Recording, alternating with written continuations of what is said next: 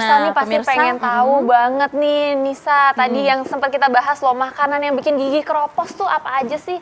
Dan kalau misalnya kita suka makan yang manis-manis seperti yang udah disediakan ini tuh apalagi kopi. Kalau siang-siang nih enak banget minum kopi Dokter Nisa. Iya sih bener. Nah sebenarnya kopi ini aman gak sih?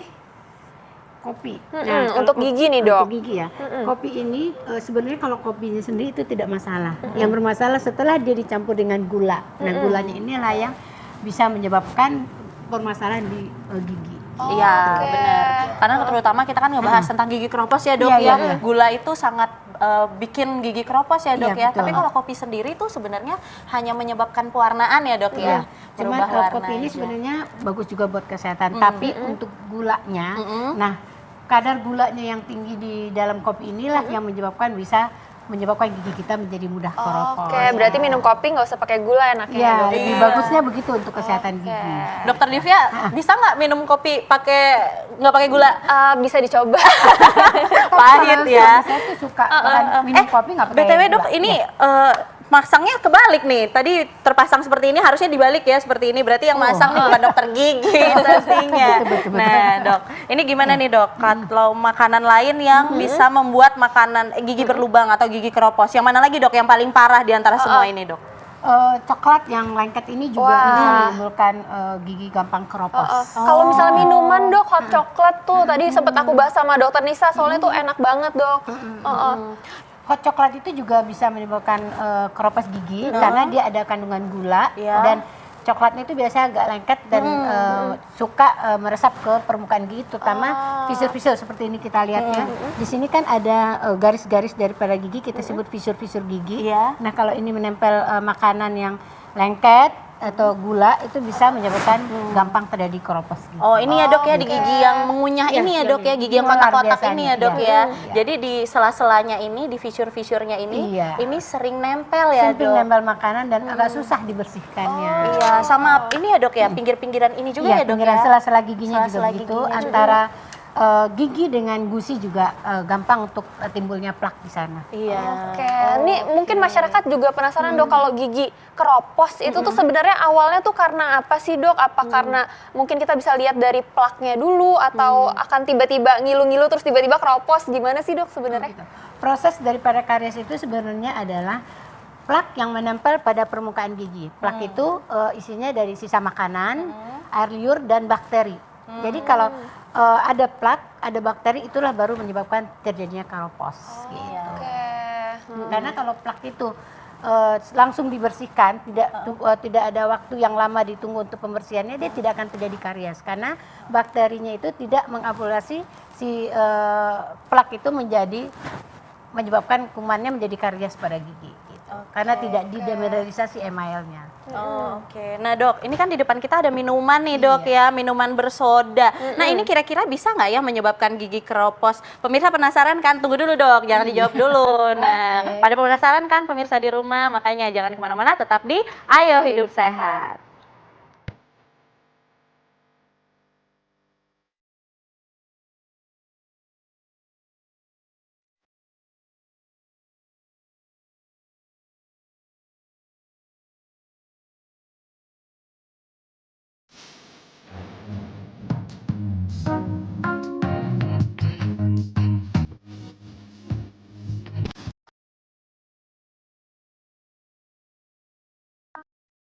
Ya, pemirsa, kita masih dalam segmen Tahukah Anda? Nah, tahukah Anda makanan dan minuman yang bisa membuat gigi keropos dan akhirnya rapuh? Di depan kita nih udah ada makanan minuman ya dok ya. Tadi kita ngebahas tentang minuman bersoda nih dok. Kan minuman bersoda tuh seger banget kan dok, apalagi diminum kalau panas-panas ya dok. Habis olahraga ya. Habis olahraga, karena kan gulanya juga banyak ya dok, jadi kayak cepet mengembalikan energi. Tapi sebenarnya minuman bersoda ini bagus nggak sih dok buat gigi dan mulut?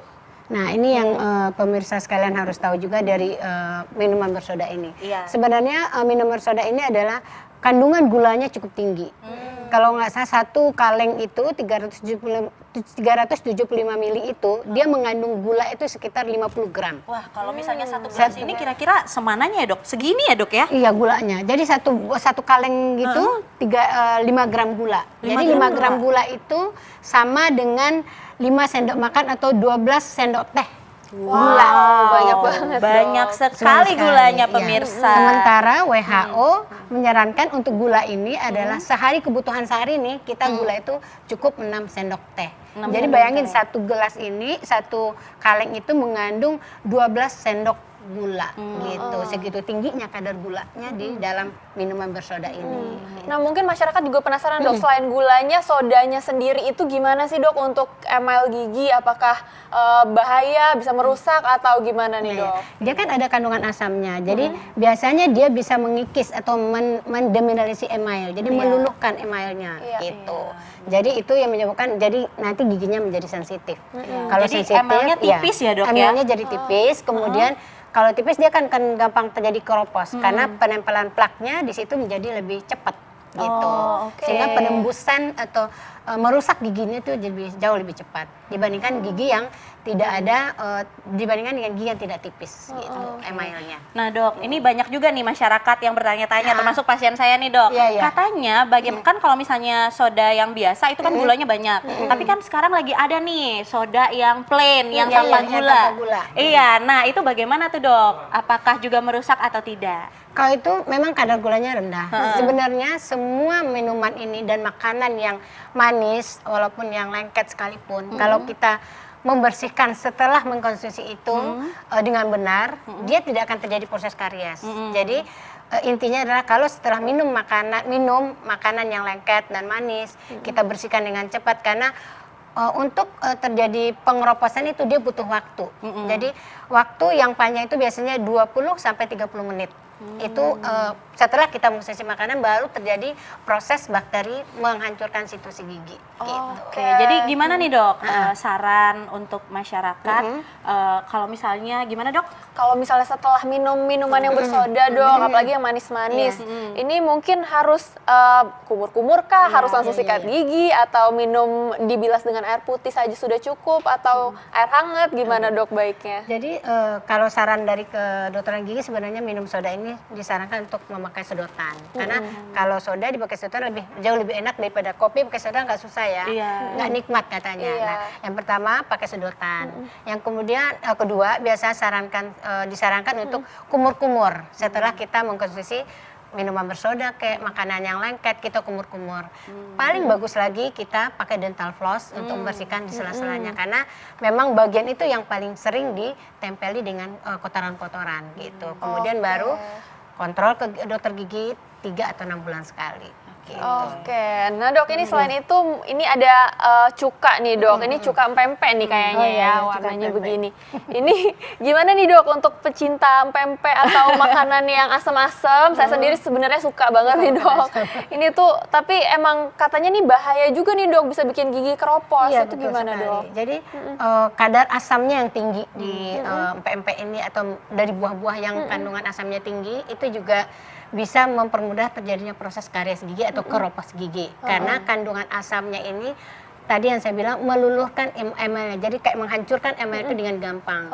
Emal itu lapisan terluar dari gigi ya dok ya? Gigi. Jadi kalau kita lihat secara struktur gigi, lapisan gigi itu terdiri dari email, dentin dan pulpa. Nah bagian emalnya itu bagian paling luar daripada si gigi, dia mengandung 97 mineral dan selebihnya itu terkandungannya 1% air, selebihnya 2% organik. Jadi kalau gigi yang mengandung mineralisasinya lebih tinggi pada orang dewasa biasanya lebih tidak gampang terjadi karies. Kecuali pada anak-anak yang kandungan mineralisasi dari emal itu lebih sedikit, makanya anak-anak lebih sering dan gampang untuk terjadi keropos atau karies gigi. Gigi susu ya dok gigi susu karena mineralisasinya lebih rendah pada anak-anak gitu. Nah mungkin masyarakat juga ada nih dok yang suka makan pempek, terus setelah makan pempek minumnya dia pakai soda dok, atau yang dingin-dingin, kopi manis habis itu ya, atau coklat. Nah itu gimana dok? Jadi sebaiknya setelah kita mengkonsumsi apapun makanan yang kita konsumsi, batasi pengonsumsi makanan yang lengket, yang manis itu kita kurangi, jangan terlalu berlebihan. Intinya jangan terlalu berlebihan. Kemudian jangan terlalu berdekatan waktunya. Jadi harus ada ML ini kan punya proses ada remineralisasi.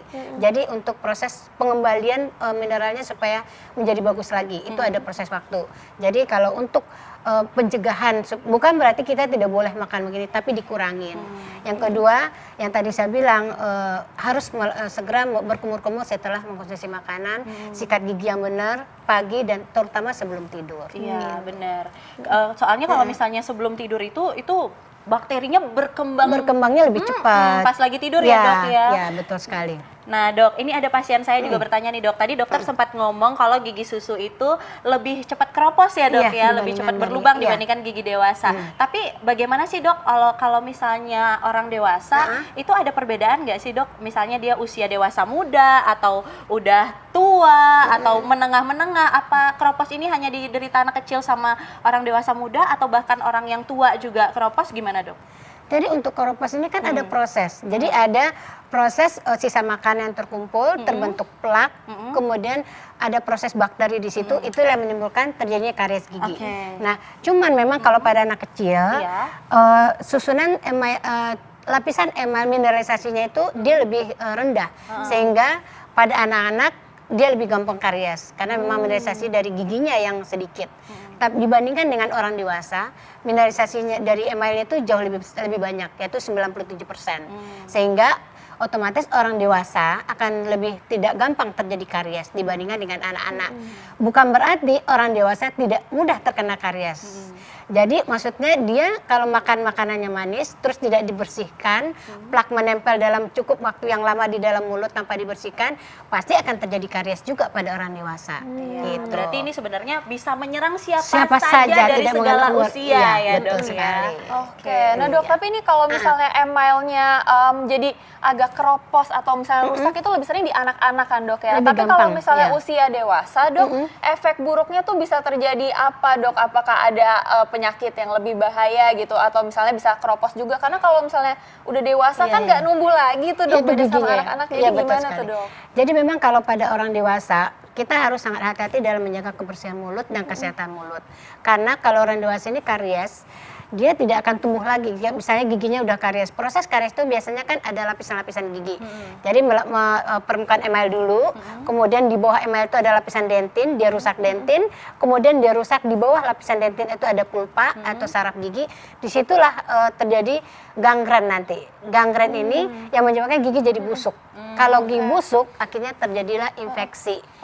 Nah, gangrennya tadi sendiri dok, itu kalau misalnya di lokasinya di mananya dok? Tadi di pulpanya dan di dalam kena ke saraf, berarti di mana tuh dok? Jadi kalau kita lihat di sini, kan lapisan gigi itu, gangren itu adalah dia sudah mengenai saraf atau pulpa giginya. Jadi lapisan emal dentin sudah lewat. Dia masuk kondisi mati. Iya, gigi itu sudah mati gitu. Nah, kalau gigi udah mati, nah ini yang akan menyebabkan gigi itu terjadinya infeksi, ya bisa menjadi ada kista gitu, itu yang efek samping yang lebih jauhnya. Kalau anak-anak nggak mungkin seperti itu atau bisa saja anak kecil juga lebih gampang karena mereka tadi yang saya bilang proses karies pada anak-anak jauh lebih gampang terjadi. Pertama karena memang struktur emalnya sendiri yang jumlah mineralisasinya lebih sedikit dan mereka sampai konsumsi makanan-makanan yang tidak sehat seperti manis begini, terus mereka malah sikat gigi, makan coklat yang lengket gitu, dia malah sikat gigi dan penyikatan giginya tidak sempurna. Itulah menyebabkan kenapa anak-anak jauh lebih gampang terkena karies dibandingkan dengan orang dewasa. Apalagi anak-anak pastinya suka permen, jangan kan anak-anak, orang dewasa. Aku Aku juga suka permen. Bagi dong. Ayo gimana dok kalau misalnya Aduh dokter gigi makan permen, jangan dimarahin ya dok. Ada yang lebih senior soalnya. Betul. Nah ini tapi udah permennya manis, terus di luarnya ada gula-gula lagi. Itu gimana dok? Nambah lagi ini, jadi permen udah ada permennya sendiri, kandungan gulanya udah tinggi, ditambah lagi toppingnya dengan gula yang lebih manis lagi. Nah, iya, ini lengket lagi dok. Biasanya kan permen ada yang keras kan, ini lengket banget. Jadi lengket dia akan masuk ke sela-sela gigi atau ke fisur-fisur gigi yang ini, sehingga dia akan susah dibersihkan. Nah, apalagi dia tidak membersihkan, akan lebih lama lengketnya di permukaan gigi. Nah, pada saat dia lengket, mulailah terbentuk plak. Nah, plak inilah sebenarnya yang berperan penting untuk terjadinya keropos atau karies gigi Oke, gitu. berarti makanan-makanan apa aja nih dok yang Iya. perlu dihindari? Tadi tuh kita ulang lagi ya Iya, dok ya. boleh. Berarti tadi ada coklat ya dok ya? Ada coklat yang manis, kemudian makanan yang lengket, yang kadar gulanya tinggi, yang asem gitu sebaiknya. Yang soda-soda. dikurangi, yang soda-soda. Sebaiknya itu dikurangi mengkonsumsinya gitu.